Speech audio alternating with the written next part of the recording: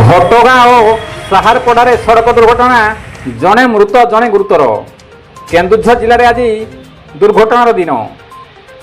घटगाँ थाना NH 20 घटगाँ निकट में एक बाइक सहित कार धक्कार जड़े युवक मृत्यु घटी।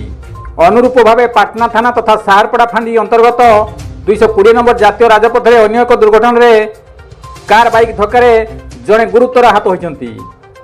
उभय को डाक्तरखाना नहीं तेबे आज 220 नंबर और 20 नंबर जातीय राजपथ में यह दुर्घटना घटी। खबर पाई स्थानीय पुलिस घटनास्थल में पहुंचती। कविंद्र राउत का रिपोर्ट, केडी न्यूज ओडिया।